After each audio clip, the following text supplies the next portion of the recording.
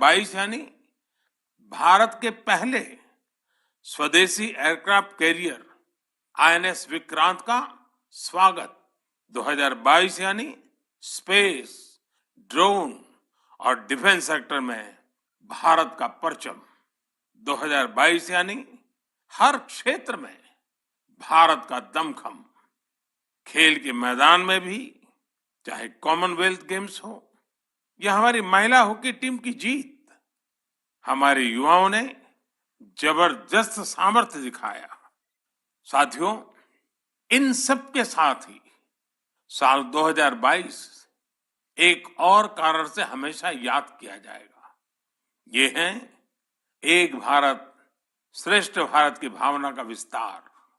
देश के लोगों ने एकता और एकजुटता को सेलिब्रेट करने के लिए भी कई अद्भुत आयोजन किए।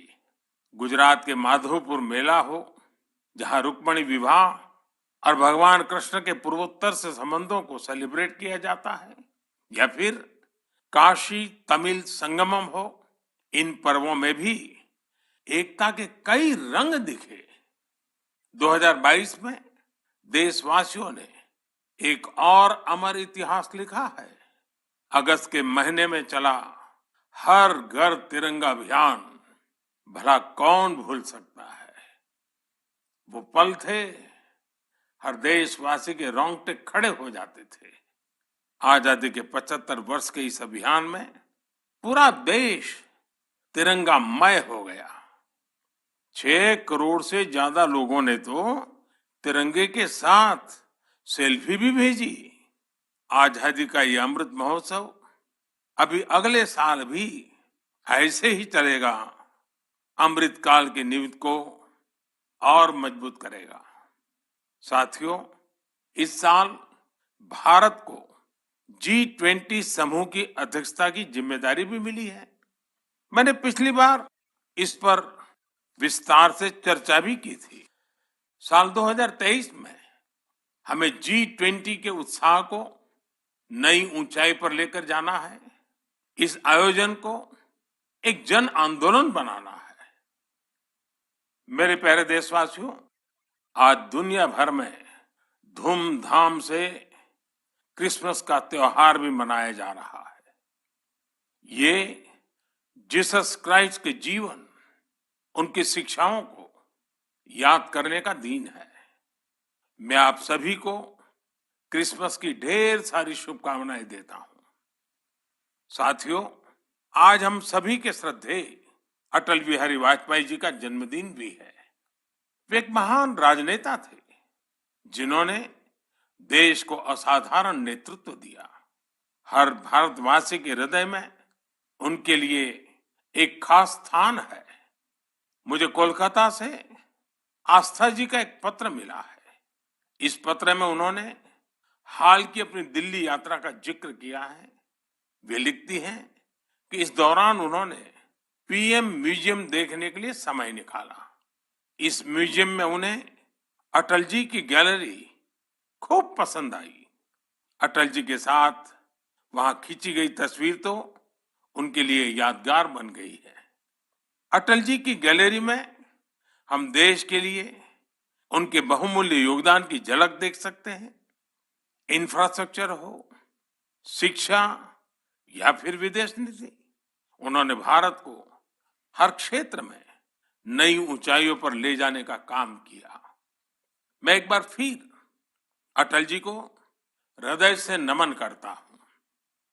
साथियों, कल 26 दिसंबर को वीर बाल दिवस है और मुझे इस अवसर पर दिल्ली में साहिबजादा जोरावर सिंह जी और साहिबजादा फतेह सिंह जी की शक्ल मिलेगा। माता गुजरी के बलिदान को हमेशा याद रखेगा। मेरे प्यारे देशवासियों, हमारे यहाँ कहा जाता है, सत्यम किम प्रमाणम, प्रत्यक्षम किम प्रमाणम।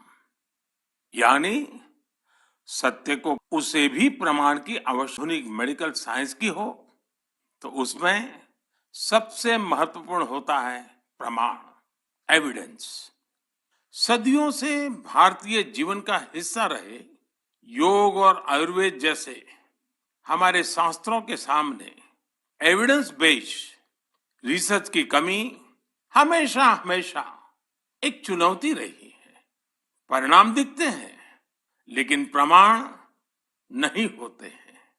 लेकिन मुझे खुशी है कि एविडेंस बेस्ड मेडिसिन के युग में अब योग और आयुर्वेद आधुनिक युग की जांच और कसौटियों पर भी खरे उतर रहे हैं। आप सभी ने मुंबई के टाटा मेमोरियल सेंटर के बारे में जरूर सुना होगा। इस संस्थान ने रिसर्च, इनोवेशन और कैंसर केयर में बहुत नाम कमाया है।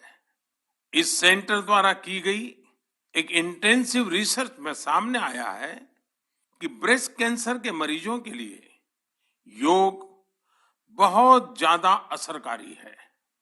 टाटा मेमोरियल सेंटर ने अपनी रिसर्च के नतीजों को अमेरिका में हुई बहुत ही प्रतिष्ठित ब्रेस्ट कैंसर कॉन्फ्रेंस में प्रस्तुत किया है। इन नतीजों ने दुनिया के बड़े बड़े एक्सपर्ट्स का ध्यान अपनी तरफ खींचा है, क्योंकि टाटा मेमोरियल सेंटर ने एविडेंस के साथ बताया है कि कैसे मरीजों को योग से लाभ हुआ है। इस सेंटर की रिसर्च के मुताबिक योग के नियमित अभ्यास से ब्रेस्ट कैंसर के मरीजों की बीमारी के फिर से उभरने और मृत्यु के खतरे में 15% तक की कमी आई है। भारतीय पारंपरिक चिकित्सा में यह पहला उदाहरण है जिसे पश्चिमी तौर तरीकों वाले कड़े मानकों पर परखा गया है। साथ ही यह पहली स्टडी है जिसमें ब्रेस्ट कैंसर से प्रभावित महिलाओं में योग से क्वालिटी ऑफ लाइफ के बेहतर होने का पता चला है। इसके लॉन्ग टर्म बेनिफिट्स भी सामने आए हैं। टाटा मेमोरियल सेंटर ने अपनी स्टडी के नतीजों को पेरिस में हुए European society of medical oncology में उस सम्मेलन में प्रस्तुत किया है। साथियों, आज के युग में भारतीय चिकित्सा पद्धतियां जितनी ज्यादा एविडेंस बेस्ड होगी उतनी ही पूरे विश्व में उनकी स्वीकार्यता बढ़ेगी। इसी सोच के साथ दिल्ली के एम्स में भी एक प्रयास किया जा रहा है। यह हमारी पारंपरिक चिकित्सा पद्धतियों को वैलिडेट करने के लिए 6 साल पहले centre for integrative medicine and research की स्थापना की गई। इसमें लेटेस्ट मॉडर्न टेक्निक्स और रिसर्च मेथड्स का उपयोग किया जाता है। यह सेंटर पहले ही प्रतिष्ठित अंतर्राष्ट्रीय जर्नल्स में 20 पेपर प्रकाशित कर चुका है। अमेरिकन कॉलेज ऑफ कार्डियोलॉजी के जर्नल में प्रकाशित एक पेपर में सिंकपी से पीड़ित मरीजों को योग से होने वाले लाभ के बारे में बताया गया है। इसी प्रकार न्यूरोलॉजी जर्नल के पेपर में माइग्रेन में योग के फायदों के बारे में बताया गया है। इनके अलावा कई और बीमारियों में भी योग के बेनिफिट्स को लेकर स्टडी की जा रही है, जैसे heart disease, depression, sleep disorders और प्रेगनेंसी के दौरान महिलाओं को होने वाली समस्याएं। साथियों, कुछ दिन पहले ही मैं वर्ल्ड आयुर्वेद कांग्रेस के लिए गोवा में था। इसमें 40 से ज्यादा देशों के डेलीगेट शामिल हुए और यहाँ 550 से अधिक साइंटिफिक पेपर्स प्रेजेंट किए गए। भारत सहित दुनिया भर की करीब 215 कंपनियों ने यहाँ एग्जीबिशन में अपने प्रोडक्ट्स को डिस्प्ले किया। 4 दिनों तक चले इस एक्सपो में 1 लाख से भी अधिक लोगों ने आयुर्वेद से जुड़े अपने एक्सपीरियंस को एंजॉय किया। आयुर्वेद कांग्रेस में भी मैंने दुनिया भर से जुटे आयुर्वेद एक्सपर्ट्स के सामने एविडेंस बेस्ड रिसर्च का आग्रह दोहराया। जिस तरह कोरोना वैश्विक महामारी के इस समय में योग और आयुर्वेद की शक्ति को हम सभी देख रहे हैं, उसमें इनसे जुड़ी एविडेंस बेस्ड रिसर्च बहुत ही महत्वपूर्ण साबित होगी। मेरा आपसे भी आग्रह है कि योग, आयुर्वेद और हमारी पारंपरिक चिकित्सा पद्धतियों से जुड़े हुए ऐसे प्रयासों के बारे में अगर आपके पास कोई जानकारी हो तो उन्हें सोशल मीडिया पर जरूर शेयर करें। मेरे प्यारे देशवासियों, बीते कुछ वर्षों में हमने स्वास्थ्य क्षेत्र से जुड़ी कई बड़ी चुनौतियों पर विजय पाई है। इसका पूरा श्रेय हमारे मेडिकल एक्सपर्ट्स, साइंटिस्ट और देशवासियों की इच्छा शक्ति को जाता है। हमने भारत से स्मॉल पॉक्स, पोलियो और गिनी वॉर्म जैसी बीमारियों को समाप्त करके दिखाया है। आज मन की बात के श्रोताओं को मैं एक और चुनौती के बारे में बताना चाहता हूं, जो अब समाप्त होने की कगार पर है। ये चुनौती है, ये बीमारी है कालाजार। इस बीमारी का परजीवी सैंड फ्लाई यानी बालू मक्खी के काटने से फैलता है। जब किसी को कालाजार होता है, उसे महीनों तक बुखार रहता है, खून की कमी हो जाती है, शरीर कमजोर पड़ जाता है और वजन भी घट जाता है। यह बीमारी बच्चों से लेकर बड़ों तक किसी को भी हो सकती है, लेकिन सबका प्रयास से कालाजार नाम की ये बीमारी अब तेजी से समाप्त होती जा रही है। कुछ समय पहले तक कालाजार का प्रकोप 4 राज्यों के 50 से अधिक जिलों में फैला हुआ था, लेकिन अब ये बीमारी बिहार और झारखंड के 4 जिलों तक ही सिमट कर रह गई है। मुझे विश्वास है, बिहार झारखंड के लोगों का सामर्थ्य, उनकी जागरूकता इन 4 जिलों से भी कालाजार को समाप्त करने में सरकार के प्रयासों को मदद करेगी। कालाजार प्रभावित क्षेत्रों के लोगों से भी मेरा आग्रह है कि वो 2 बातों का जरूर ध्यान रखें। एक है सैंड फ्लाई या बालू मक्खी पर नियंत्रण और दूसरा जल्द से जल्द इस रोग की पहचान और पूरा इलाज। कालाजार का इलाज आसान है। इसके लिए काम आने वाली दवाएं भी बहुत कारगर होती हैं। बस आपको सतर्क रहना है। बुखार हो तो लापरवाही ना बरतें और बालू मक्खी को खत्म करने वाली दवाइयों का छिड़काव भी करते रहें। जरा सोचिए, हमारा देश जब कालाजार से भी मुक्त हो जाएगा तो ये हम सभी के लिए कितनी खुशी की बात होगी। सबका प्रयास की इसी भावना से हम भारत को 2025 तक टीबी मुक्त करने के लिए भी काम कर रहे हैं।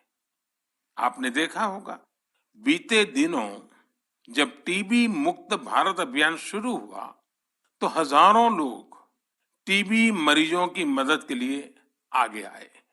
ये लोग निक्षय मित्र बनकर टीबी के मरीजों की देखभाल कर रहे हैं, उनकी आर्थिक मदद कर रहे हैं। जन सेवा और जन भागीदारी की यही शक्ति हर मुश्किल लक्ष्य को प्राप्त करके ही दिखाती है। मेरे प्यारे देशवासियों, हमारी परंपरा और संस्कृति का मां गंगा से अटूट नाता है। गंगा जल हमारी जीवन धारा का अभिन्न हिस्सा रहा है और हमारे शास्त्रों में भी कहा गया है, नमामि गंगे तव पाद पंकजम सुर असुरई वंदित दिव्य रूपम भुक्तिम च मुक्तिम च ददासि नित्यम भाव अनुसारेण सदा नराणाम। अर्थात, हे मां गंगा, आप अपने भक्तों को उनके भाव के अनुरूप सांसारिक सुख, आनंद और मोक्ष प्रदान करती है। सभी आपके पवित्र चरणों का वंदन करते हैं। मैं भी आपके पवित्र चरणों में अपना प्रणाम अर्पित करता हूं। ऐसे में सदियों से कल कल बहती मां गंगा को स्वच्छ रखना हम सबकी बहुत बड़ी जिम्मेदारी है। इसी उद्देश्य के साथ 8 साल पहले हमने नमामि गंगे अभियान की शुरुआत की थी। हम सभी के लिए गौरव की बात है कि भारत की इस पहल को आज दुनिया भर की सराहना मिल रही है। यूनाइटेड नेशंस ने नमामि गंगे मिशन को इकोसिस्टम को रिस्टोर करने वाली दुनिया के टॉप 10 इनिशिएटिव में शामिल किया है। ये और भी खुशी की बात है कि पूरे विश्व के 160 ऐसे इनिशिएटिव्स में नमामि गंगे को यह सम्मान मिला है। साथियों, नमामि गंगे अभियान की सबसे बड़ी ऊर्जा लोगों की निरंतर सहभागिता है। नमामि गंगे अभियान में गंगा प्रहरियों और गंगा दूतों की भी बड़ी भूमिका है। वे पेड़ लगाने, घाटों की सफाई, गंगा आरती, नुक्कड़ नाटक, पेंटिंग और कविताओं के जरिए जागरूकता फैलाने में जुटे हैं। इस अभियान से बायोडायवर्सिटी में भी काफी सुधार देखा जा रहा है। हिल्सा मछली, गंगा डॉल्फिन और कछुओं की विभिन्न प्रजातियों की संख्या में काफी वृद्धि हुई है। गंगा का इकोसिस्टम क्लीन होने से आजीविका के अन्य अवसर भी बढ़ रहे हैं। यहाँ मैं जलज आजीविका मॉडल की चर्चा करना चाहूंगा, जो कि बायोडायवर्सिटी को ध्यान में रखकर तैयार किया गया है। इस टूरिज्म बेस्ड बोट सफारीज को 26 लोकेशंस पर लॉन्च किया गया है। जाहिर है, नमामि गंगे मिशन का विस्तार, उसका दायरा नदी की सफाई से कहीं ज्यादा बढ़ा है। ये जहां हमारी इच्छा शक्ति और अथक प्रयासों का एक प्रत्यक्ष प्रमाण है, वहीं ये पर्यावरण संरक्षण की दिशा में विश्व को भी एक नया रास्ता दिखाने वाला है। मेरे प्यारे देशवासियों, जब हमारी संकल्प शक्ति मजबूत हो तो बड़ी से बड़ी चुनौती भी आसान हो जाती है। इसकी मिसाल पेश की है सिक्किम के थेगू गांव के संगे शेरपा जी ने। ये पिछले 14 साल से 12,000 फीट से भी ज्यादा की ऊंचाई पर पर्यावरण संरक्षण के काम में जुटे हुए हैं। संगे जी ने सांस्कृतिक और पौराणिक महत्व का सोमगो लेक, उसे स्वच्छ रखने का बीड़ा उठा लिया है। अपने अथक प्रयासों से उन्होंने इस ग्लेशियर लेक का, संगे शेरपा जी ने जब स्वच्छता का यह अभियान शुरू किया था, तब उन्हें कई मुश्किलों का सामना करना पड़ा, लेकिन देखते ही देखते उनके इस नेक कार्यों में युवाओं और ग्रामीणों के साथ ही पंचायत का भी भरपूर सहयोग मिलने लगा। आज आप अगर सोमगो लेक को देखने जाएंगे तो वहां चारों ओर आपको बड़े बड़े गार्बेज बिन्स मिलेंगे। अब यहाँ जमा हुए कूड़े कचरे को रिसाइकलिंग के लिए भेजा जाता है। यहाँ आने वाले पर्यटकों को कपड़े से बने गार्बेज बैग्स भी दिए जाते हैं, ताकि कूड़ा कचरा इधर उधर न फेंके। अब बेहद साफ सुथरी हो चुकी इस झील को देखने हर साल करीब 5 लाख पर्यटक यहाँ पहुंचते हैं। सोमगो लेक के संरक्षण के इस अनूठे प्रयास के लिए संगे शेरपा जी को कई संस्थाओं ने सम्मानित भी किया है। ऐसी ही कोशिशों के बदौलत आज सिक्किम की गिनती भारत के सबसे स्वच्छ राज्यों में होती है। मैं संगे शेरपा जी और उनके साथियों के साथ साथ देश भर में पर्यावरण संरक्षण के नेक प्रयास में जुटे लोगों की भी हृदय से प्रशंसा करता हूं। साथियों, मुझे खुशी है कि स्वच्छ भारत मिशन आज हर भारतीय के मन में रच बस चुका है। साल 2014 में इस जन आंदोलन के शुरू होने के साथ ही इसे नई ऊंचाइयों पर ले जाने के लिए लोगों ने कई अनूठे प्रयास किए हैं और ये प्रयास सिर्फ समाज के भीतर ही नहीं बल्कि सरकार के भीतर भी हो रहे हैं। लगातार इन प्रयासों का परिणाम ये है, कूड़ा कचरा हटने के कारण, बिन जरूरी सामान हटने के कारण दफ्तरों में काफी जगह खुल जाती है, नया स्पेस मिल जाता है। पहले जगह के अभाव में दूर दूर किराए पर दफ्तर रखने पड़ते थे। इन दिनों ये साफ सफाई के कारण इतनी जगह मिल रही है कि अब एक ही स्थान पर सारे दफ्तर बैठ रहे हैं। पिछले दिनों सूचना और प्रसारण मंत्रालय ने भी मुंबई में, अहमदाबाद में, कोलकाता में, शिलोंग में, कई शहरों में अपने दफ्तरों में भरपूर प्रयास किया और उसके कारण आज उनको 2-2, 3-3 मंजिलें पूरी तरह नए सिरे से काम में आ सके ऐसी उपलब्ध हो गई।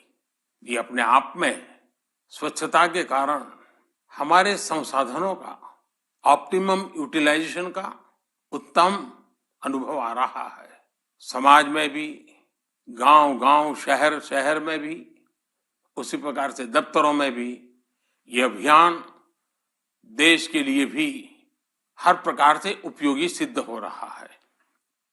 मेरे प्यारे देशवासियों, हमारे देश में अपनी कला संस्कृति को लेकर एक नई जागरूकता आ रही है, एक नई चेतना जागृत हो रही है।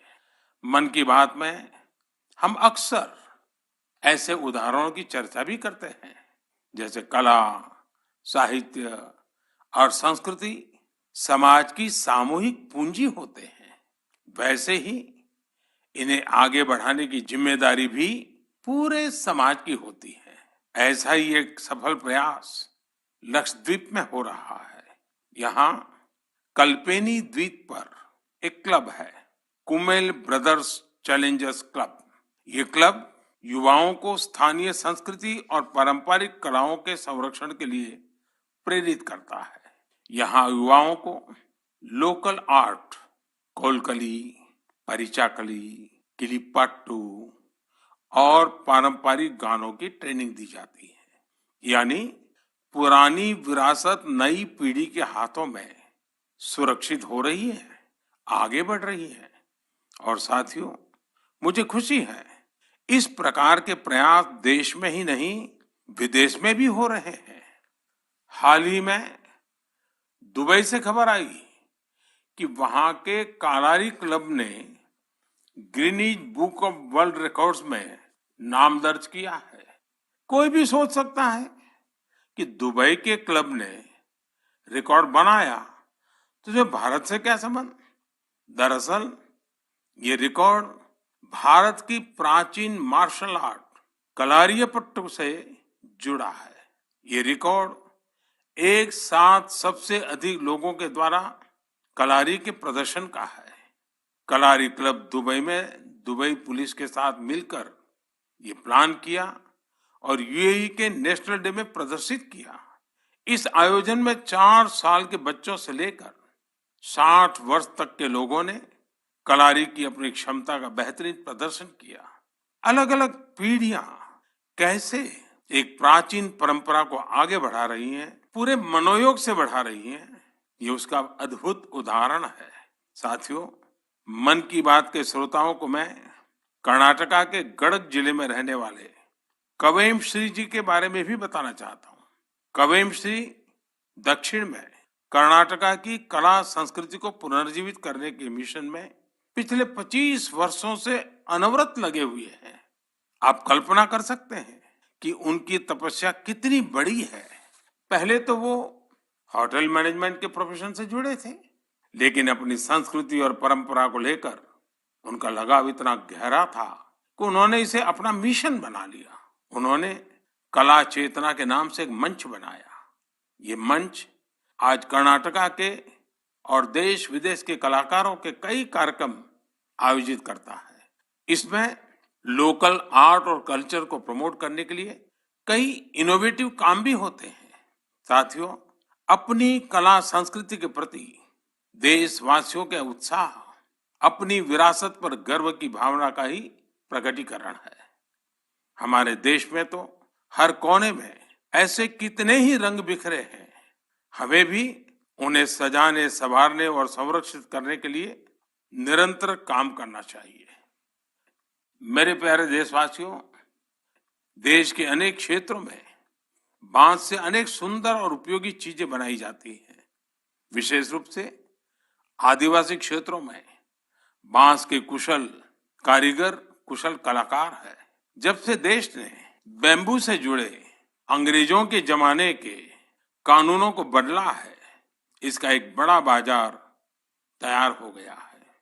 महाराष्ट्र के पालघर जैसे क्षेत्रों में भी आदिवासी समाज के लोग बैम्बू से कई खूबसूरत प्रोडक्ट्स बनाते हैं। बैम्बू से बनने वाले बॉक्सेस, कुर्सी, चायदानी, टोकरियां और ट्रे जैसी चीजें खूब लोकप्रिय हो रही है। यही नहीं, ये लोग बैम्बू घास से खूबसूरत कपड़े और सजावट की चीजें भी बनाते हैं। इससे आदिवासी महिलाओं को रोजगार भी मिल रहा है और उनके हुनर को पहचान भी मिल रही है। साथियों, कर्नाटका के एक दंपति सुपारी के रेशे से बनी कई यूनिक प्रोडक्ट्स इंटरनेशनल मार्केट तक पहुंचा रहे हैं। कर्नाटका में शिवमोगा में ये दंपति हैं, श्रीमान सुरेश और उनकी पत्नी श्रीमती मैथिली। ये लोग सुपारी के रेशे से ट्रे, प्लेट और हैंडबैग से लेकर कई डेकोरेटिव चीजें बना रहे हैं। इसी रेशे से बनी चप्पलें भी आज खूब पसंद की जा रही हैं। उनके प्रोडक्ट्स आज लंदन और यूरोप के दूसरे बाजारों तक में बिक रहे हैं। यही तो हमारे प्राकृतिक संसाधनों और पारंपरिक हुनर की खूबी है, जो सबको पसंद आ रही है। भारत के इस पारंपरिक ज्ञान में दुनिया सस्टेनेबल फ्यूचर के रास्ते देख रही है। हमें खुद भी इस दिशा में ज्यादा से ज्यादा जागरूक होने की जरूरत है। हम खुद भी ऐसे स्वदेशी और लोकल प्रोडक्ट इस्तेमाल करें और दूसरों को भी ये उपहार में दें। इससे हमारी पहचान भी मजबूत होगी, स्थानीय अर्थव्यवस्था भी मजबूत होगी और बड़ी संख्या में लोगों का भविष्य भी उज्जवल होगा। मेरे प्यारे देशवासियों, अब हम धीरे धीरे मन की बात के 100वें एपिसोड के अभूतपूर्व पड़ाव की ओर बढ़ रहे हैं। मुझे कई देशवासियों के पत्र मिले हैं, जिनमें उन्होंने 100वें एपिसोड के बारे में बड़ी जिज्ञासा प्रकट की है। 100वें एपिसोड में हम क्या बात करें, उसे कैसे खास बनाएं, इसके लिए आप मुझे अपने सुझाव भेजेंगे तो मुझे बहुत अच्छा लगेगा। अगली बार हम वर्ष 2023 में मिलेंगे। मैं आप सभी को वर्ष 2023 की शुभकामनाएं देता हूं। ये वर्ष भी देश के लिए खास रहे, देश नई ऊंचाइयों को छूता रहे। हमें मिलकर के संकल्प भी लेना है, साकार भी करना है। इस समय बहुत से लोग छुट्टियों के मूड में भी हैं। आप पर्वों को, इन अवसरों का खूब आनंद लीजिए, लेकिन थोड़ा सतर्क भी रहिए। आप भी देख रहे हैं कि दुनिया के कई देशों में कोरोना बढ़ रहा है। इसलिए हमें मास्क और हाथ धुलने जैसी सावधानियों का और ज्यादा ध्यान रखना है। हम सावधान रहेंगे तो सुरक्षित भी रहेंगे और हमारे उल्लास में कोई रुकावट भी नहीं पड़ेगी। इसी के साथ आप सभी को एक बार फिर ढेरों शुभकामनाएं। बहुत बहुत धन्यवाद। नमस्कार।